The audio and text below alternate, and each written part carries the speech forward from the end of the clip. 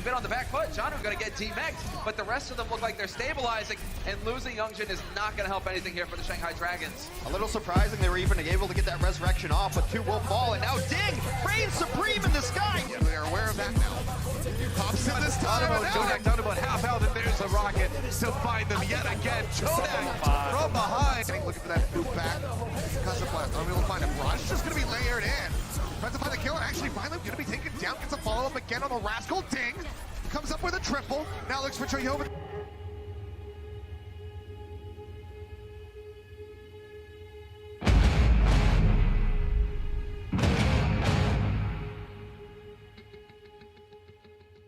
This is the first episode of One Round Analysis, and today we're going to be looking at Ding on Lijiang Control Center.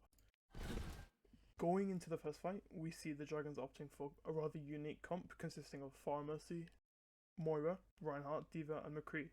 This comp actually relies on the Dragons winning the first fight, as a retake with Reinhardt can be extremely difficult. Initially, we see Ding going straight through main, displaying quite an impressive use of far rockets to reach an advantageous position in a smaller time frame, which allows him to get ahead of the Titans in terms of positioning going into this first fight. As we can see, this position allows Ding to put immediate pressure onto the Titans, forcing them to play further back, obscuring their vision, making it harder for them to achieve one of their win conditions, which is the halt hook. However, this position that Ding is in also puts him at the risk of a pull-out combo, as he's playing rather close to the wall, which means that he can only back off rather than move forward in terms of how he changes his direction. And as we can see, the whole hook just narrowly misses.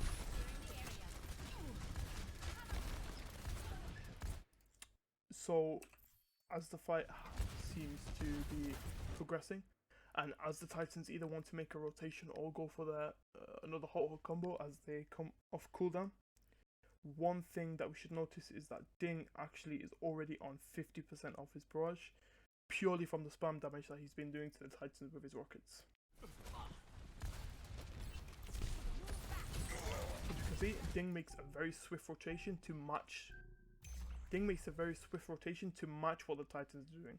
And as they make for their first rotation, Ding is sort of mirroring them, also moving the position that he is taking, so that he can continue trying to satisfy his win condition, which long term is the barrage.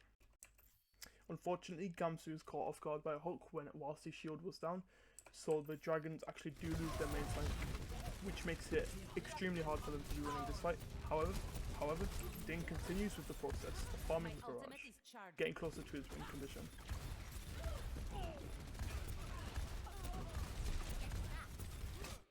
One thing that should be noted is that Ding often uses his concussive blast aggressively to catch someone taking an off angle, as well as keep up with the tanks that are making rotations like we saw before. But here, Ding with his concussion blast is very aggressive and tries to jump straight onto Hureg, potentially securing a kill.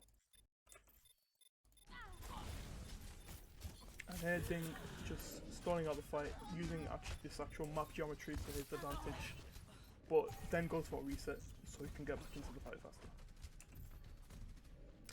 In terms of ultimates, Ding is now coming up on a barrage, and we have seen that the Dragons have actually made a switch.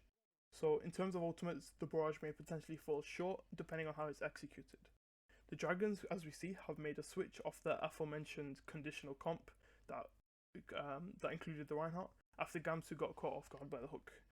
And we see now that they opt for an Orisa instead of the Reinhardt and an Ana instead of the Moira.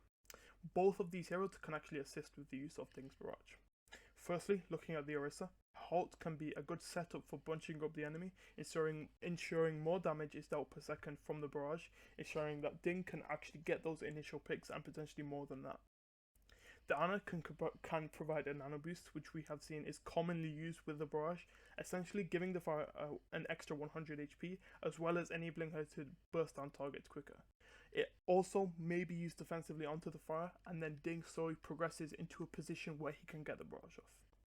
Lastly, the defense matrix from D.Va can also be used to protect Ding during his execution of the barrage, preventing him from being slept but not hooked. Something that also should be considered is the immortality field on the side of the Titans, which Slime is possessing, as well as the Maywall from Hacksaw.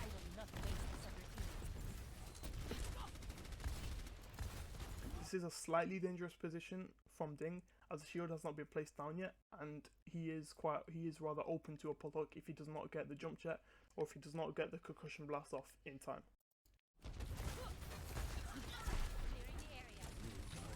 You can see Ding, as usual, takes another off angle so that he's not firing from the same area as his team, which can be easily blocked by the Maywall. Unfortunately, Izayaki goes down, which prompts a reset from the Dragons.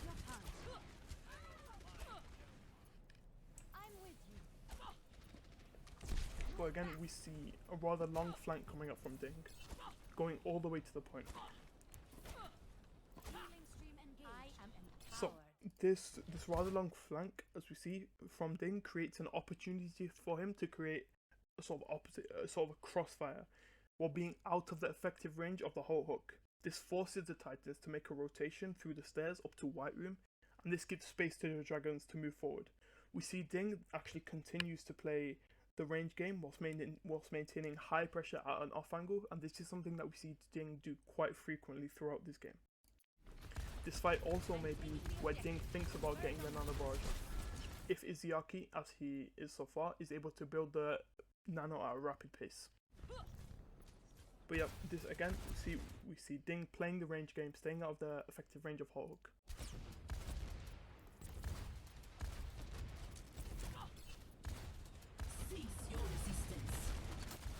An early bongo is used by the Titans just to sort of balance out and put pressure on the Dragon's tank line, making it harder for Ding to actually advance and get off the barrage without being interrupted. Heroes never die. This also gives slightly higher damage output to someone like Twilight and Slime, which also forces Ding to play behind this pillar in regards to him potentially falling to the increased damage of the Titans.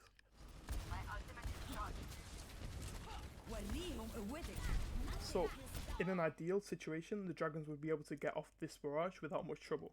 However, as we see quite often, they seem to improvise and sort of adapt to the situations that they're given, where they're not able to satisfy all the optimal conditions of a barrage. I'm unsure as to the reasoning behind the nano usage that comes in a second. Right here, I'm not sure if Ding wanted to go for a barrage onto both Haxel and Bumper, but was indecisive and decided against it because Bumper dropped dangerously low as well as Haxel. Or it could have been that he just wanted the nano so that he could maintain the pressure and potentially transition into the barrage position. But as we see here, and this is shown by Ding quite a lot, that as soon as you see the wall come out from Haxel, as soon as you see the wall come out from the Dragons, he changes his position. He takes another off angle and he attempts to create a sort of crossfire. And something we see Ding also do a lot is using this high ground, where he can drop to this position in case of danger, and that he can also just fire off the rockets without being in LOS of someone like Slime or someone like Twilight or someone like Janu. So let's take a closer look at this barrage.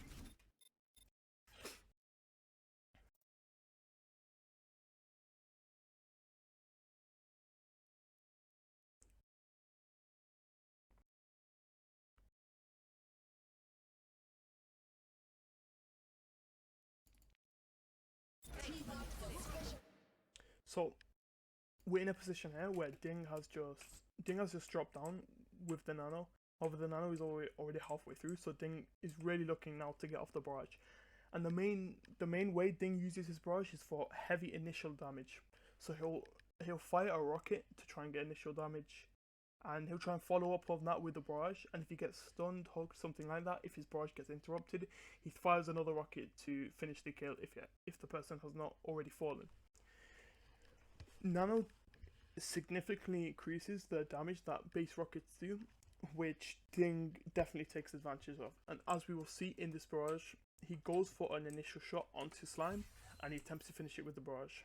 And Slime is a very high priority target here, as well as Twilight, which is why Ding chooses them as his primary targets, because he eliminates any sustain that the Titans will have, and this then allows DM and Envy to put on more shield pressure and potentially and then eventually run the tanks off of the point and take back control. Unfortunately, it gets interrupted, and as I mentioned before, the Dragons are not able to satisfy all conditions for an optimal barrage being an optimal barrage getting off, but he is able to take out Slime before he gets off.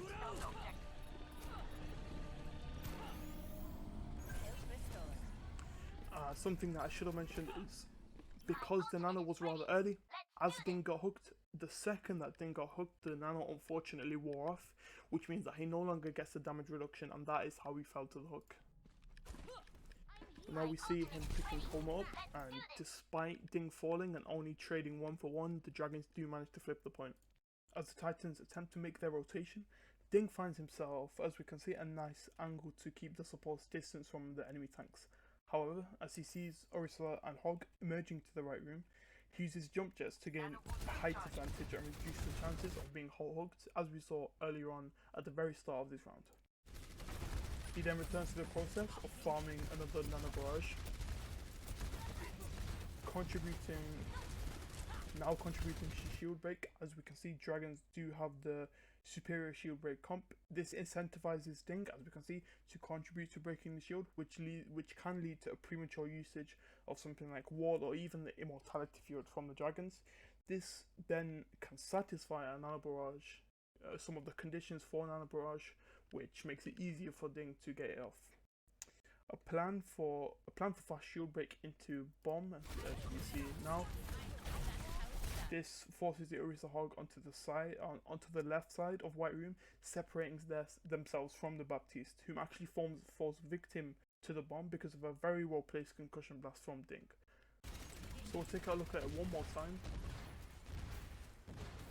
Shield, as soon as the shield is placed, we see that Envy wants to look for a bomb, and the concussion blast actually comes out from Ding, and is able to displace Slime from his Immortality Field. Then we see Janu falls victim to the anti-nade, and this makes it an easy kill for Ding and DM to finish off. And this fight has essentially been won by the Dragons, and the Titans attempt to retreat with minimal losses. The reason why Dragons don't push past this choke is because of the wall, as Axel is still alive and ready to face the wall at any time. But now we can see we're coming up on another Nano-Barrage for the Titans. So, depending on how the Titans not for the Titans, for the Dragons, we see another Nano-Barrage coming up. Depending on how the Titans actually space out, getting off a successful Nano-Barrage could once again prove to be difficult, difficult to get those picks, to get that initial damage in, depending on whether you can force out Sleep, Immortality Field, Hook, and Flashbang, because now we have the addition of the McCree, which makes it even harder for Ding to get off that barrage, because now you have the addition of the Flashbang in terms of how you can interrupt the barrage. The Dragons should be recognizing though that the recurring path of the Titans is to move through White Room, meaning Ding should be adjusting his positioning once again, taking an off angle as he usually does. We've talked about the right side angle before and how it can be dangerous, can expose him to the pull hook, especially now since they have a McCree.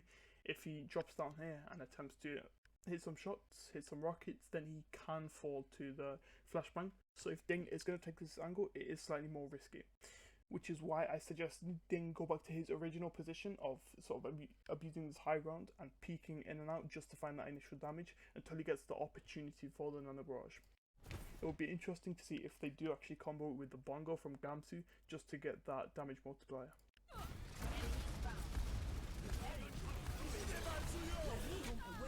So yeah, again, like I talked about before, Hureg does take the right side and Ding actually falls in 2 shots because of the window and the Nano comboed with Hureg, so that massive damage output actually takes down Ding. But fortunately, since Ding took this position, this high ground position, Koma actually finds a bit of cover and is able to res Ding. And this is where the window will start to go down. This is where Ding can have a bit more leniency in how he plays. Ding does not need any shots for ult charge, and the risk factor is, again, too high for him to stay low to the ground, forcing cooldowns, since again we mentioned the McCree.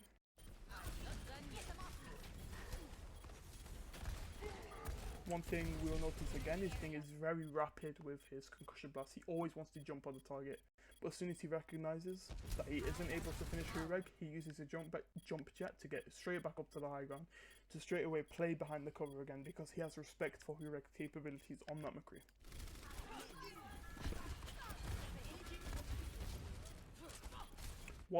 What Ding now is trying to do is just force out the fight and wait for Gamsu to return to the fight. Then you can potentially get this combo off with the Bongo, the Nano, and the Barrage. That's the only thing I can think of why he's waiting for Gamsu. Another reason could be because they want to draw out the fight and they want to make sure this will be the last fight. However, yeah, so you have the Titans backing off because they want a full re-engage with the whole team. They want a re-engage with the Mei who has just respawned. So the Titans are regrouping before they take the last fight. Here, I think it would be more reasonable for Ding, as we see, the McCree, he almost falls victim to the McCree, narrowly misses the flashbang, and I think, although this is a reasonable delay, it will be more reasonable for Ding to take a position where he could contribute to shield break and force out an early wall, like we said, satisfying one of the conditions of his barrage.